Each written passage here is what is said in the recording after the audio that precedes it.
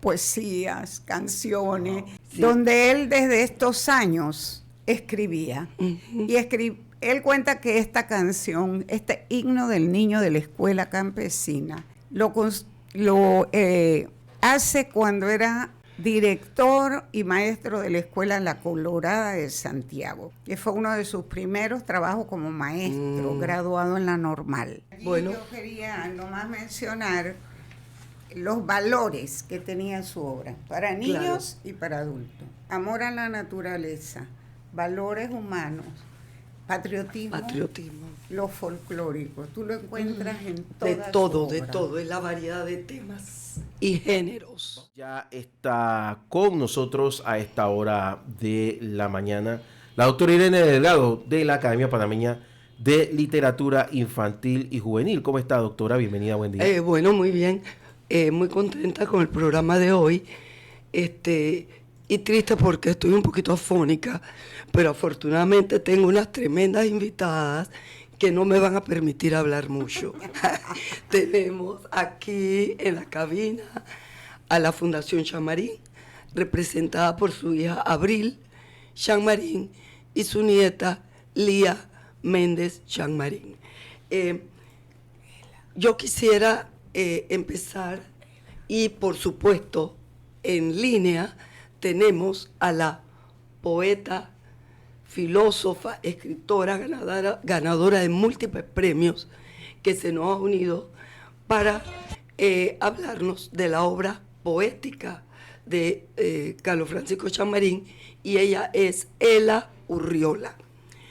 Ela está aquí y nos acompaña en línea, y yo quisiera comenzar felicitando a estas invitadas, felicitando a nuestras invitadas, porque cuando hablamos de Carlos Francisco Chamarín, que hoy cumpliría 103 años, estamos celebrando su nacimiento, 103 años. En una ocasión yo lo llamé padre de la literatura infantil y juvenil. ¿Por qué? Por la calidad de su escritura, por los temas que aborda, que son tan universales y tan propios de nuestra tierra, y porque realmente engendró una pléyade de poetas y escritores panameños que también se extiende a su propia familia. Y me permiten felicitarlas, Abril y Lía, porque ustedes han mantenido la antorcha viva de esa obra tan importante para nuestro país. Y qué casualidad que en Washington nos están escuchando, porque tienen un homenaje a la mujer artista. Mi hija Ana Irene Delgado, que se encuentra allá, me pidió ayer una obra de un artista. Ahí está participando con una pequeña postal Olga Sinclair, nuestra prestigiosa artista Olga Sinclair. Y bueno, yo con toda humildad, más bien por ser su madre, me pide, dame una de tus obras. Y le envié una, pero porque no tenía la autorización de Lía de enviarla de ella. Pero a la vez va a haber una postal dedicada que cada artista plástica expresa su admiración por otra artista. En este caso, yo seleccioné a Lía Méndez. Gracias. Y Lía nos acompaña hoy. ¿Por qué Lía Méndez Chamarín? Y así escribí en la postal. Lía Méndez Chamarín, nieta del más destacado poeta para niños de Panamá. Ella, Lía, es una acuarelista que, digna heredera de su abuelo, imprime en cada obra la poesía y el encanto de su tierra. Así es. Esto es lo que se va a publicar allá, Lía. Así es que qué felicidad tenerlas, tener a Ela, que ha dedicado también muchísimo, y también es otra heredera de su padre, con quien yo compartí en la Facultad de Humanidades. Entonces todo esto me emociona mucho porque es la herencia que nosotros guardamos y esa es la base de nuestra identidad. Así que las personas que tengo aquí son dignas herederas de sus antecesores. Gracias, vamos a abrir, muchas gracias. Entonces, sí, vamos a abrir este homenaje a Carlos Francisco Chammarín.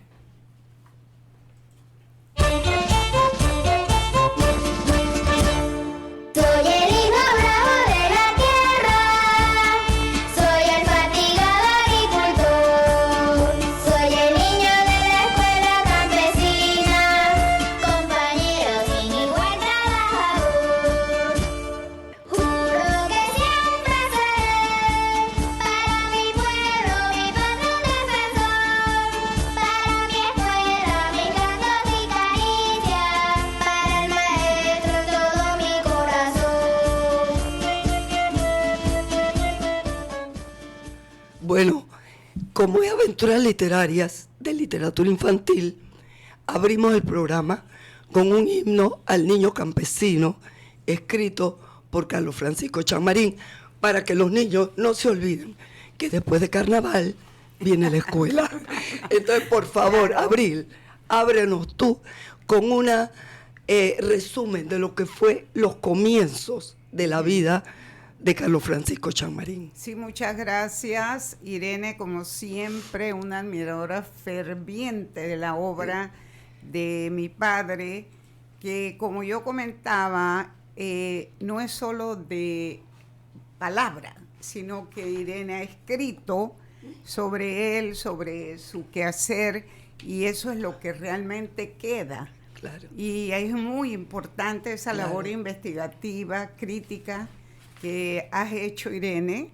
Te damos las gracias de parte de la Fundación, de nuestra familia, y a ella por acompañarnos en este momento, porque hoy se celebra, como dijiste, ¿verdad?, el cumpleaños 103.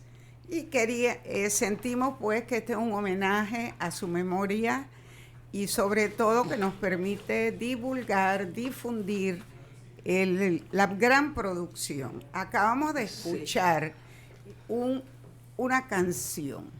Vale destacar que Chammarín era también músico. Sí. Escribía varias y muchas canciones, muchas desconocidas como esta. El tema de esta canción tiene que ver con sus orígenes como autor.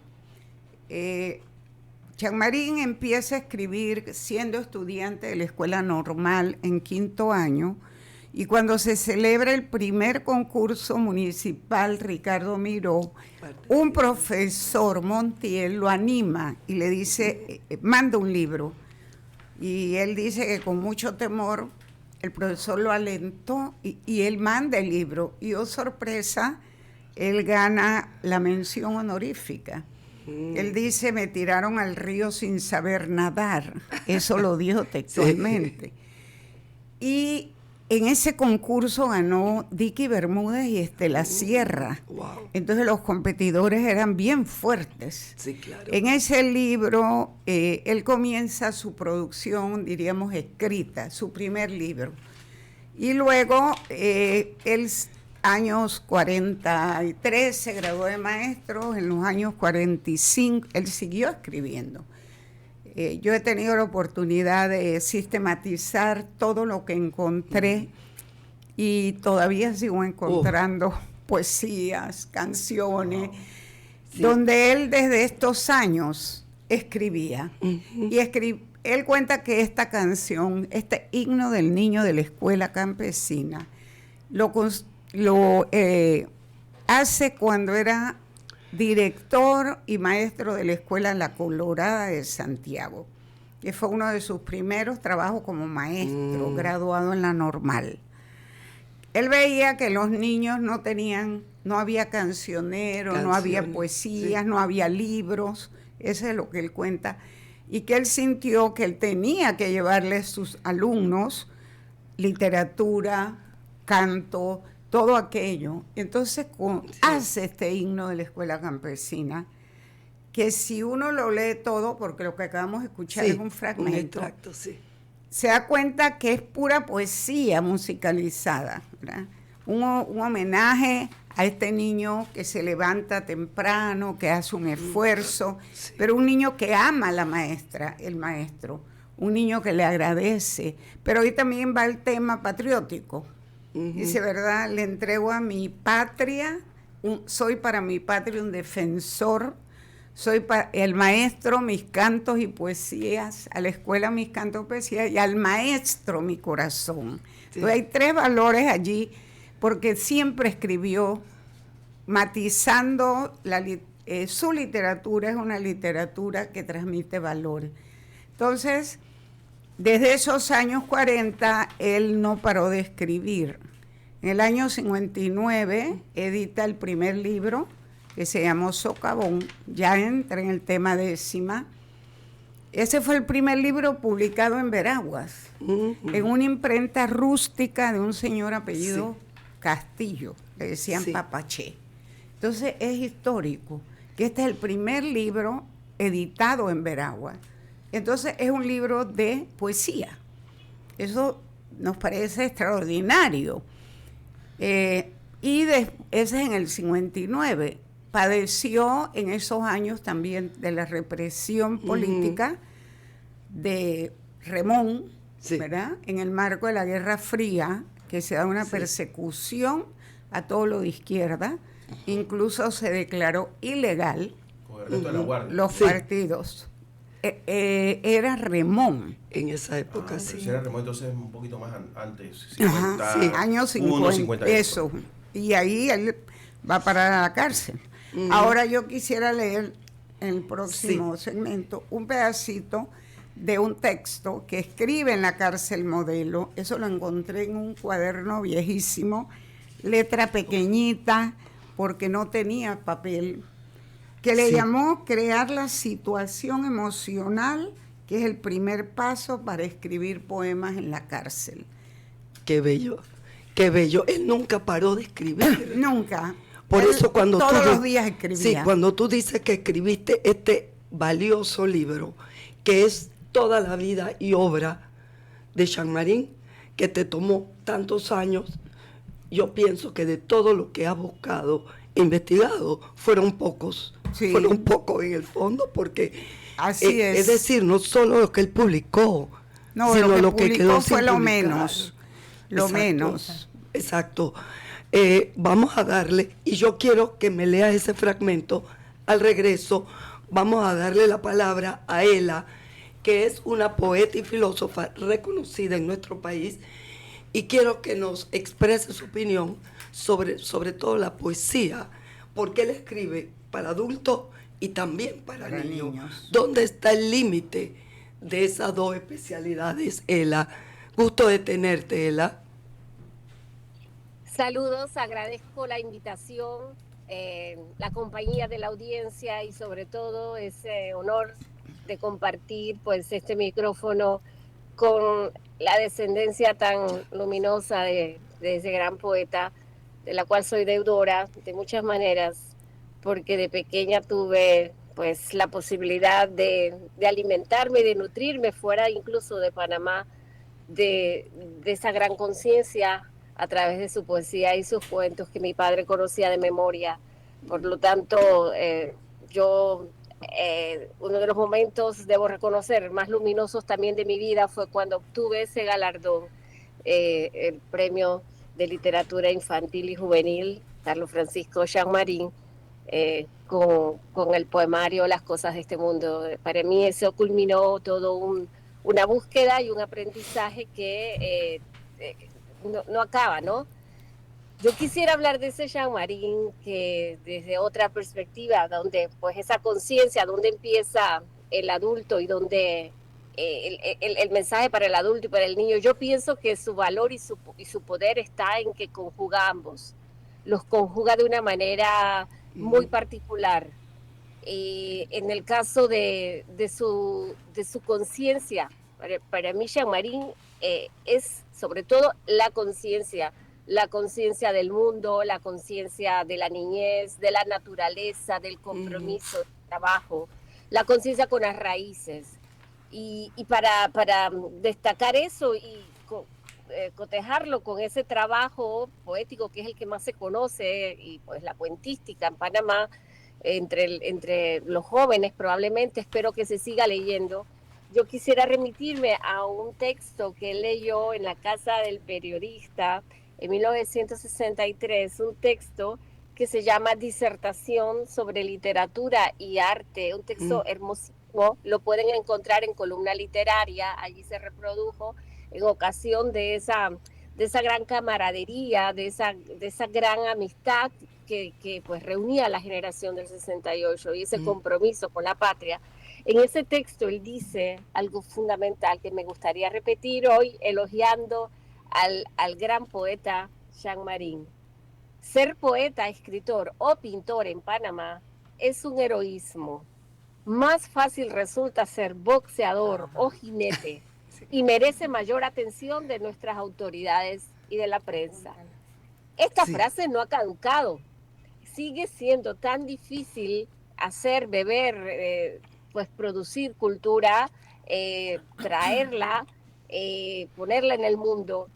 A eso también se refiere en alguna parte del ensayo cuando pues nos habla algo que está tan vivo ahora, el Canal de Panamá. El Canal de Panamá nos ha obligado a tener una concepción materialista, comercial de las relaciones sociales, y por eso la cultura es tan importante. Aborda en esa conciencia que yo quiero destacar del problema de las posibilidades que tiene una persona para poder pues mirar más allá, para poder trascender, y es allí lo valioso de su existencia, que pues en esas entrañas de Veraguas logró pues salir y trascender ese contexto, porque pues Jean Marín es conocido más allá de nuestra patria.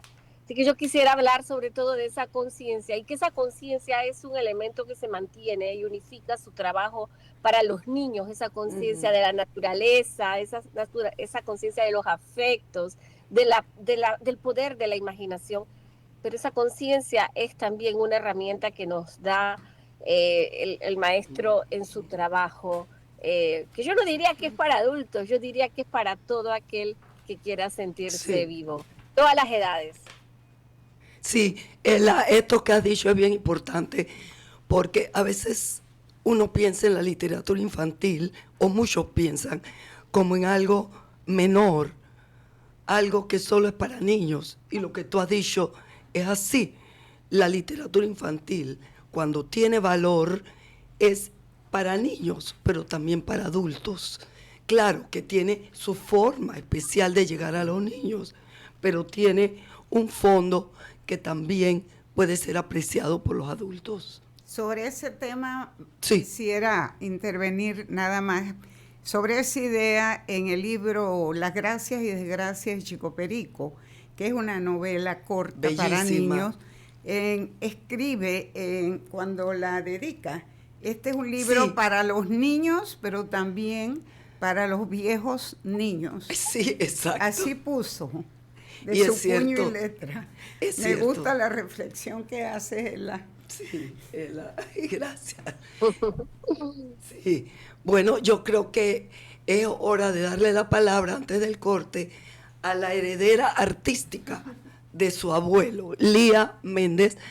Ella se ha dedicado a la pintura, pero a la acuarela, que es un arte que requiere de mucha técnica, de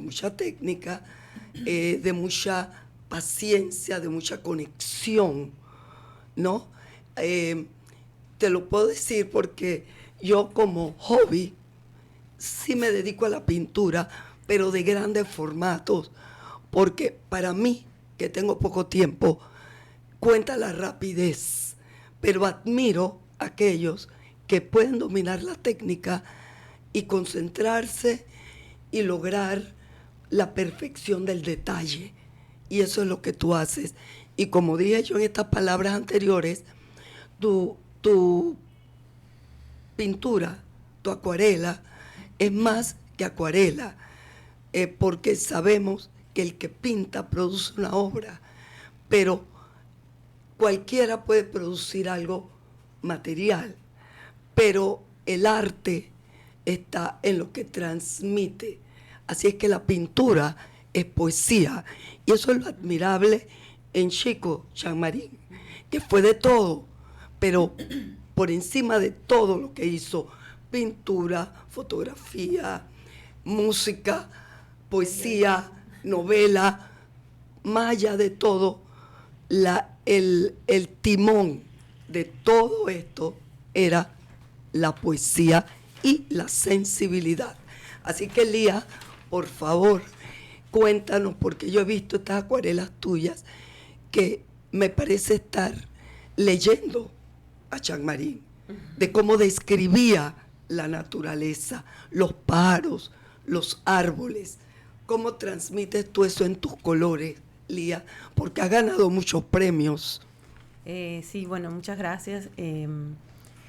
Claro, en mí pues hay una influencia importante en mi abuelo, sobre todo para el cultivo del tema de la pintura, ya que desde niña, como él me vio que me gustaba pintar, pues me prestaba sus pinceles, sus pinturas, y me incentivó a desarrollar el arte de la pintura.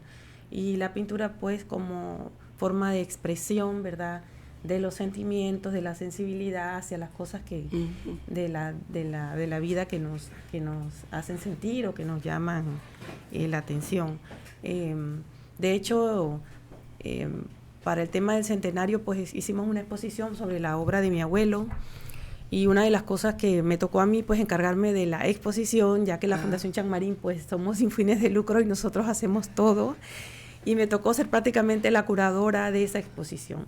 Y yo tratando de pensar cómo enfocamos la exposición de mi abuelo, y uno de los temas pues importantes que logré descubrir es una conexión o una interconexión que hay en su obra entre las artes, o sea, entre la literatura y entre la pintura. Él pintó sobre lo que escribió y escribió sobre lo que pintó.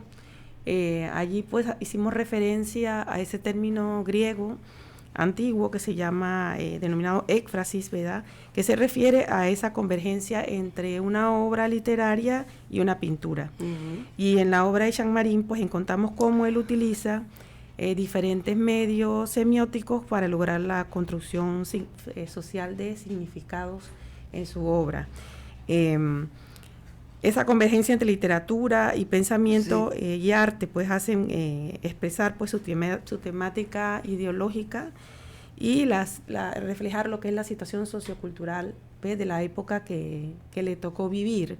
Puedo mencionar dos ejemplos de obras importantes de Chamarrín, una que él hace en 1968 en la cárcel de Chitré, cuando estuvo detenido, ¿verdad?, por temas de políticos, y él hace la obra sobre el 9 de enero de 1964.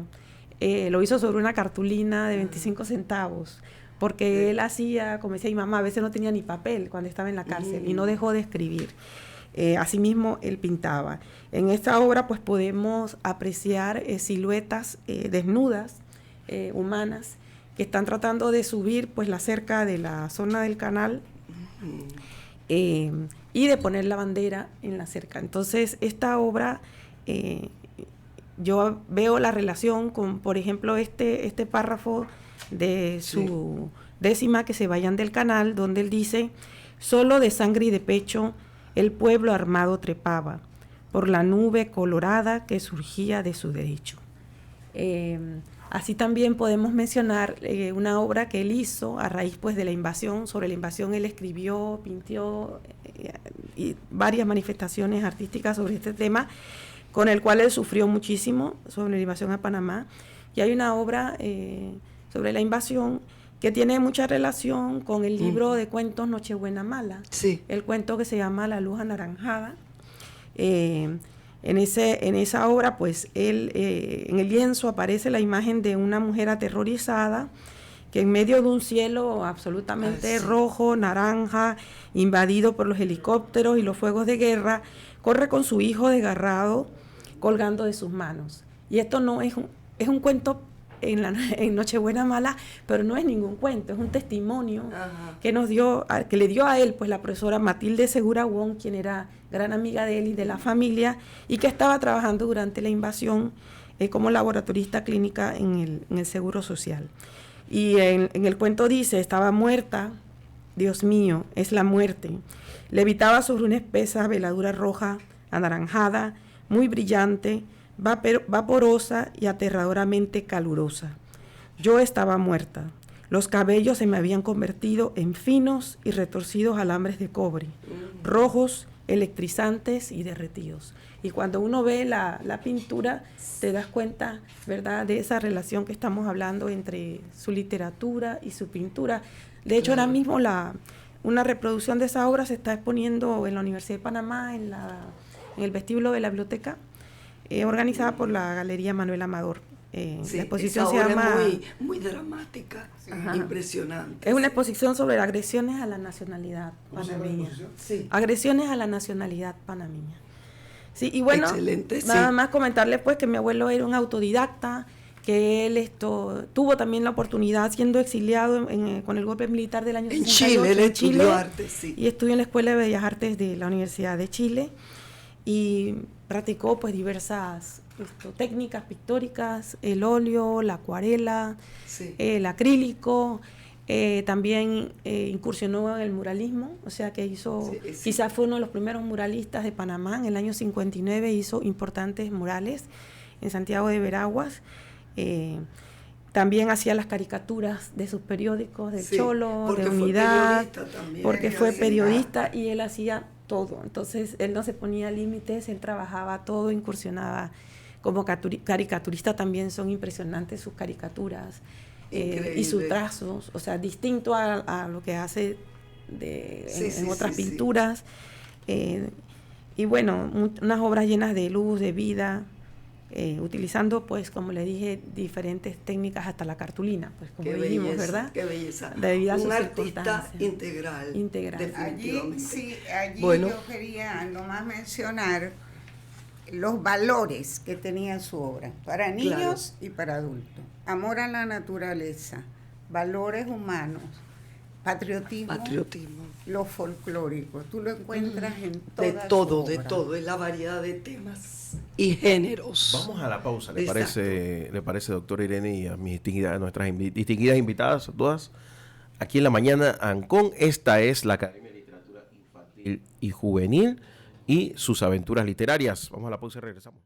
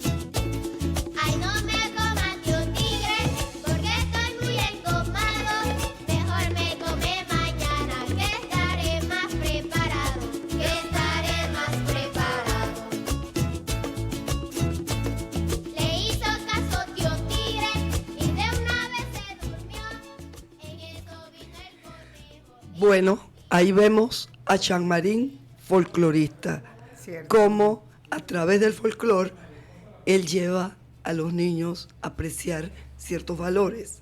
Y en estos cuentos tradicionales de Tío Tigre y Tío Conejo, ¿no es cierto, Abril? Sí, el cuento de Tío Tigre y Tío Conejo está, es reconocido, ¿verdad?, como uno de los cuentos del folclore panameño, incluso Y latinoamericano. latinoamericano, sí. Él toma ese cuento y lo convierte en una fiesta panameña, y ustedes ven que allí nos habla de la pollera, la Sí. mona empollerada, nos habla de la chicha mascada, que es Sí. como los indígenas preparaban Claro. la chicha.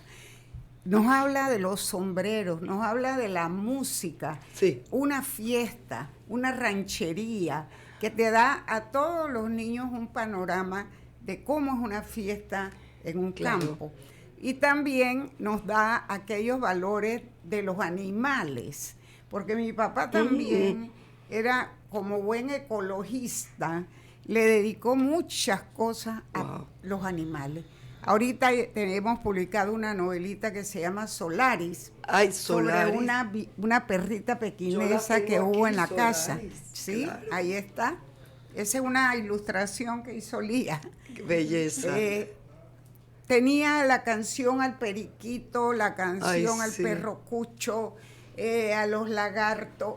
Ay, No, sí. no paraba de exaltar el tema de la naturaleza, sus árboles, sus flores. Sí. Y en este canto, yo lo que quería recordar, que lo escribió cuando yo era maestra de una escuela rural. Y él me dijo, te voy a escribir esto para que se lo enseñes a tus niños. Qué bello. Pero me pidió cuál era la metodología. Ay, sí. Sí, dice, mira, tú le enseñas los cantos y le vas pidiendo a los niños que digan cómo les pareció, qué les gustó, y obliga a los niños a escribir ellos otra estrofa. Ese era el método que él usaba Un para... tremendo pedagogo. Ah, oye. no, sí, nunca dejó de ser maestro normalista. Exacto. Bueno, y en ese caso de este que estamos hablando, él también lo ilustró. Hizo Ah, sí. unos dibujos espectaculares, unas acuarelas preciosas Bello. para que le sirviera a ella de material didáctico como maestra. En 1969 está dedicado. También quería comentar que uno de los murales que se llama La Barrera, que describe pues el evento de una barrera en Santiago de Veraguas. Me comentaba el joven folclorista Alex Vega de Santiago, cuando lo vio, me dice, observo que en ese mural hay unos diablicos sucios. Y yo siempre, me dice él, lo escuchaba como una leyenda de que los diablicos sucios participaban de las barreras, porque eso era como una tradición, pero él cuando vio el mural, pues corroboró, porque al final el mural de mi abuelo sirve como documentación de ese evento folclórico, de que en esa fiesta pues estaban los diablicos sucios participando de la barrera de toros en la fiesta. Entonces todo ese mural todavía está por restaurar, pero es también pues una pintura, un mural importante para documentar pues el tema folclórico. Sí. Yo solamente quería Sí. invitarlos a leer la revista Lotería, que se hizo una edición especial en honor a él sí. con motivo del centenario, Exacto. donde quisimos plasmar, Sí. es la revista Lotería de enero-febrero 2024, la edición 544. Sí, yo la tengo. Donde tenemos, ¿verdad?, un artículo de Daniel Domínguez sobre el periodismo, muy interesante. Sí. Tenemos otro del profesor Olmedo Carrasquilla sobre folclore. Tenemos otro sobre la literatura infantil. Tenemos un artículo de la profesora Margarita Vázquez, Sí. que enfatiza que como creador también se es revolucionario. Y varios... Sí, muy interesante, está muy y la completo. literatura infantil, la doctora Dalia Peña nos Sí. hizo también un artículo. Y ahí hay un artículo mío también. También Irene. Entonces, aquí están los murales, aquí está Qué Tío belleza, Tigre y Tío sí. Conejo. Así que, no, sí. Es una riqueza increíble. Pero yo sostengo que en esto no estaba de acuerdo yo con el maestro Jean-Marie. Él dice que la literatura el escritor se hace por su trabajo constante, sí, pero él yo creo que llevaba una gran ventaja en talento, la capacidad de estar inmerso en esos campos que llegó a conocer desde pequeño, de primera mano. Es más, desde que estaba en el vientre de su madre, si creemos que los niños escuchan en el vientre de la madre, él escuchaba las décimas, y esas décimas se les da a él como correr de agua. Ajá, es decir, si uno siente que hay tanta facilidad al escribir la poesía, que tiene que ser algo de un talento adquirido quizás antes de su nacimiento. Yo tengo recopiladas un montón de décimas y yo creo que van 800. Imagínate. Yo tengo 10 tomos que los podemos mostrar, donde están esas décimas escritas desde el año 50. Increíble, todos los días hacía hasta 2. Sí, qué facilidad. Ela, hablando aquí de tu tema, de la poesía, cómo se establece ese vínculo con el folclore, volvemos a esa capacidad que tiene él de acercarnos mucho a nuestra identidad como panameños. Sí, Irene, yo te escuchaba porque me reía recordando lo que él escribía en ese artículo, ¿no? De que él renegaba de que el poeta naciera poeta. De hecho, aquí tengo la cita, ¿no? Porque decir que el poeta nace es tanto afirmar que el delincuente nace, que el diputado nace, que el cocinero nace, que el río nace, que el rico nace, pero ciertamente yo también coincido contigo. Hay un contexto que él todavía nos regala con su trabajo, esa mirada sobre la naturaleza, esa sensibilidad y esa vivencia tan única que pudo haber tenido y que hace tan necesaria esa obra suya cada vez más. Por ese ecologista que también aquí se ha mencionado, por esa importancia en la preservación de nuestros recursos, en nuestra propia soberanía. Lo debo decir porque es que es inagotable. De la misma manera que para él una cartulina como un pedazo de carbón eran la herramienta para plasmar una obra, pues digamos, potente. De igual manera, esas vivencias suyas se convierten en una gran historia de lo que somos. O sea, ¿de qué no escribió Jean-Marie? Está la belleza, está la creatividad del imaginario, la animación de personajes, darle voz a la cucarachita, darle voz a un toro, pero también está esa mirada sobre las carencias, sobre la marginalidad, sobre la necesidad. Él es tan adelantado que él habla de la necesidad de la cultura, habla de la cultura como un derecho, algo que todavía hoy estamos peleando, de que a los artistas se les reconozca y se les pague lo que producen, porque si un abogado por una hora va a cobrar, cierto, por asesorarnos, porque el artista que tiene un trabajo donde, y ya lo sabe, porque la acuarela ciertamente la buena es cara, ¿cierto? O sea, los materiales. Entonces no se valora el trabajo del artista. Y él habla de esa necesidad, habla de la importancia de que se reconozca de que ciertamente cuando se viene de un contexto donde no hay abundancia, es mucho más difícil, pero no imposible, producir belleza, y que habría que cuidar esa igualdad, esa mirada sobre la condición humana. Yo quería también recordarles que hace poco, con la Red de Mujeres Filósofas, con Pasajeros en Tránsito, con Alianza Literaria y también con Casa Lecturas, en una confluencia de voluntades y voces, organizamos, gracias a la bondad de Roy Arcia en la Galería Universitaria, un recital que se llama porque va a haber otra parte, Tinta Tricolor, Panamá Soberana, y varios confluyeron y retomaron los versos de Jean-Marie. Eso nos dice la vigencia, la potencia, el alcance de su trabajo. Así que también fue Jean-Marie uno de las herramientas por no decirlo de otra manera, de las herramientas que llevó a que esa conciencia panameña sobre el problema de la minería, ¿no? De que defendieran sus recursos. O sea, Jean-Marie estaba ahí hablándonos del cobre, estaba hablándonos de la naturaleza, del bienestar, ¿sí? Porque el desarrollo no debe suprimir el bienestar de la mayoría, ¿no? Al final el desarrollo es un desarrollo que debe ser humanizado y humanizante, y no puede haber estas exclusiones que ya pues él mencionaba. Así que realmente el aplauso también para la Academia Panameña de la Literatura Infantil y Juvenil, por permitir que los niños que nacen prácticamente con una pantalla en sus manos, a través del trabajo que ellos hacen, orienten la mirada sobre la obra de este panameño universal, el maestro Carlos Francisco Jean-Marie. Sí, muchas gracias, Ela, gracias. Aprovecho para comentar, ¿verdad?, que la vigencia de la obra de mi papá es tal que la tuna de entrada de la calle arriba de las tablas es la música que acabamos de escuchar del himno de la escuela campesina. Imagínate. Él un día le preguntó a uno de los miembros, ¿ustedes de dónde sacaron eso? Y dice, allá en las tablas, allá en Los Santos. Ay.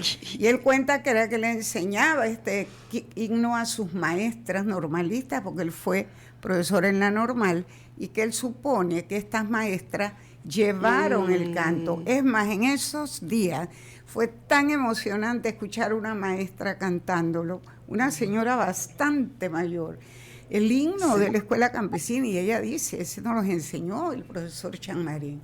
Y lo otro de lo que hablas de la minería, esa décima mi papá la escribió, ¿qué te digo?, en los años 70. Y parece tan actual. Y fue un himno de lucha durante la cuestión de la minería. Entonces tú lees la décima y crees que estás hablando de la décima que tenemos, ¿verdad?, en disputa, y así con la cuestión patriótica, con la mujer. Hizo muchísimo, le dedicó mucho material a la mujer, a la madre, a la maestra, a la billetera. ¿Qué les cuento? Nosotros hemos recopilado increíblemente la cantidad de producción. Y escribió a la diversidad racial de nuestro país. Y la población indígena. Indígena, tiene exacto. un libro de cuentos que se llama Cañizo, ganador de un premio Miró, y nunca fue publicado. Eso es hasta violatorio de la ley que crea el concurso. Ese libro es todas las vivencias de la comarca Nove-Bulé. Es impresionante. Pero hay un cuento, la niña Cri, que lloraba diamantes. Lloraba diamantes, que muy tú lindo. lo mandaste, creo, a una antología latinoamericana. Bellísimo. Exacto. Muy lindo. Muy lindo. Yo tengo una curiosidad, Ela, ahora que dices tú y nos reconoces, y te agradezco el trabajo que hacemos en la academia por divulgar y hacer que los niños lean estos autores. Ahora la inquietud general del mundo va sobre la inteligencia artificial. ¿Qué haría la inteligencia artificial para escribir como Jean-Marie? Yo quisiera tu punto de vista como filósofa, Ela, este problema que nos preocupa a todos. Ese es un tema muy complejo. Yo pienso que por esa razón se necesitan más Jean-Marines, porque Jean-Marie apelaba a los valores. Había un ethos, una ética, y justamente, si bien es cierto, la inteligencia artificial puede ser una herramienta que, qué sé yo, en el aspecto de la medicina, la nanotecnología, nos permita de repente desarrollar o resolver algunos problemas y pues desenvolver algunos obstáculos. Ciertamente está el peligro que atenta no solo contra la creatividad, sino contra la propia posibilidad del ser humano de ser libre, porque tú puedes suprimir pues incluso el valor de un artista si se aboca a que cualquiera puede utilizar esa herramienta para crear arte. El arte en su etimología es manifestación humana, ¿sí? Arete, tecné, tiene que ver con la virtud, y la máquina, el programa, no tiene virtud. Entonces, en su propia etimología, hay un choque allí que no podría ser llamado arte lo que se produce con inteligencia artificial, puede llamarse de otra manera, pero ciertamente que esto es un tema muy complejo y por eso Chamarín es tan importante y la labor que hace tanto la fundación como usted es fundamental, los valores. Yo puedo tener el conocimiento porque el conocimiento es imparable. O sea, el ser humano no puede detener el conocimiento, lo que puede es fortalecer el criterio y el criterio es discernir lo que hacer, cómo hacer y en el momento en que lo debo hacer. Claro, Excelente, gracias, Ela. sí. Muy interesante tu explicación. Sí, la verdad que cuando uno piensa en Chamarín, esta obra tan diversa, por ejemplo, ahora están celebrando, que ayer pasó un documental en Canal 11, Ser TV, muy bueno, sobre la Revolución Dule. Ajá. Nuestro amigo, poeta y escritor y artista Olowathi afortunadamente me avisó y les recomiendo que lo vean, ojalá lo vuelvan a pasar, porque cada uno de los artistas guna que hablaron reflejan eso, la preocupación que hemos expresado hoy sobre la transmisión de esa herencia cultural a las otras generaciones. Y allí Olowathi como artista, Wawa como cineasta, Rosa García como cuentacuentos. Es decir, hay otra señora, Loy Iglesias, creo, como productora de teatro. Es decir, es una etnia que afortunadamente ha conservado sus tradiciones. Y ahí le hacen un homenaje a la mujer, a las abuelas, que son las que transmiten a sus nietos esa tradición. Y tenemos el fenómeno que hay artistas, escritores gunas, que aunque han vivido y ni siquiera han aprendido a hablar su idioma materno, han regresado enamorados de su cultura y dispuestos a reinventarla, digamos. Y eso es una cosa muy importante, en mi opinión. Sí, nada más quería agregar que hay un gran déficit en la educación panameña en materia de cultivar la literatura infantil panameña. Yo hice un trabajo de revisar todos los programas de educación básica y realmente solo creo que había 8 libros recomendados de autores panameños. Es vergonzoso, es lamentable y increíble que esto esté ocurriendo en esos programas que ya los volvieron a aprobar 5 años más, o sea, otra generación que se va sin ese conocimiento. Se eliminaron cantidad de libros que leíamos nosotros. Claro. Nosotros leíamos a Luisita Aguilera, leíamos, ¿verdad?, todas esas historias hermosas del pasado. Cantidad, leíamos Cucarachita Mandinga. Todo esto se borró de los programas escolares y ahí estamos perdiendo.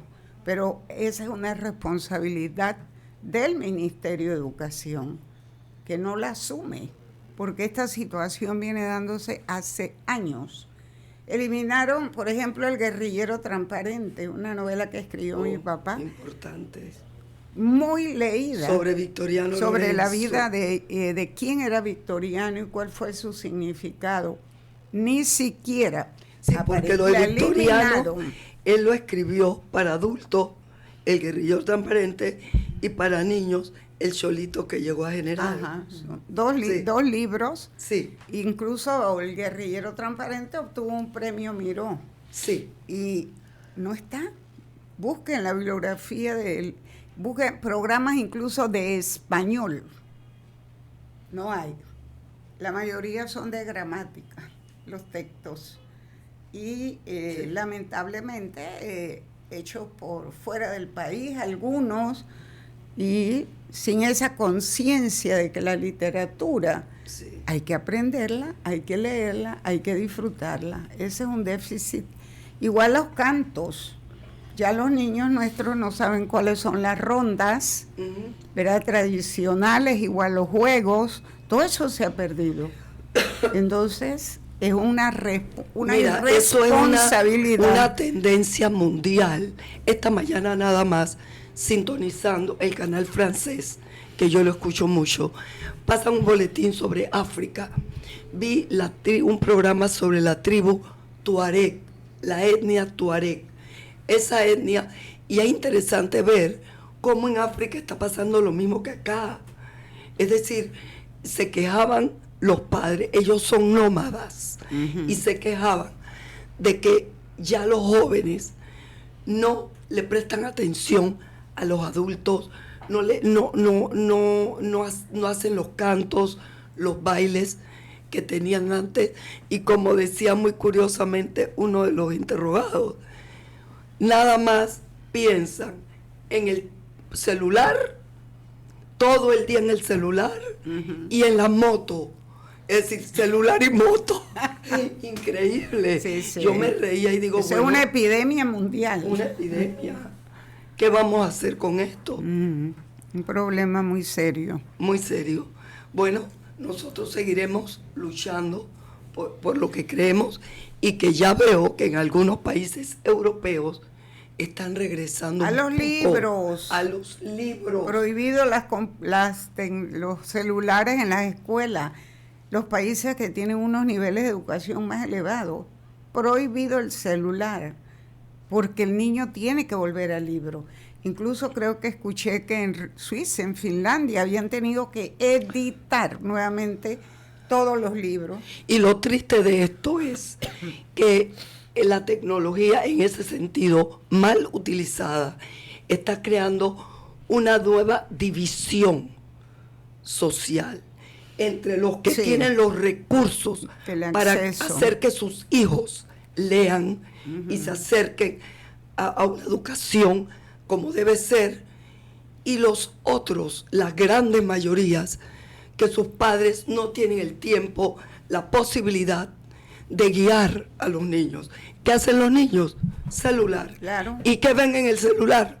Tonterías que los embrutecen. Eso es, en mi opinión, el gran peligro mundial. Sí. Que las clases sociales van a estar todavía más divididas. Así es que realmente, y debemos seguir adelante, porque justamente por eso luchó el maestro Jean-Marie. Exacto. Porque se le diera valor a lo que lo tiene, por la igualdad, ¿no? Y por nuestros campesinos, sobre todo. Sí. Así es que realmente... Nos vamos entonces. Nos vemos la otra semana. Oye, Ela, muchísimas gracias por estar. Ela. Abril, gracias. Lía. Queda pendiente Dale. muchos temas, incluyendo el tema de la educación, cómo se comercializan las plataformas y se suprime el tacto con el libro, la vivencia y también la propia reflexión sobre la naturaleza. Eso es para un programa más. Bueno, está contratada, Ela. El próximo, Gracias. te avisamos. Gracias a todas. Muy buena Gracias. experiencia, muy buena. Muy buena. Nunca alcanzamos a decir todo lo Ahí que queremos. nos despedimos para el carnaval, porque Jean-Marie también pensó en el carnaval. Adelante.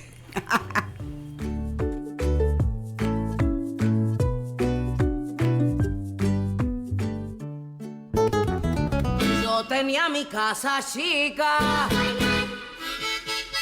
que habitaba en Panamá. Cuando vino la tormenta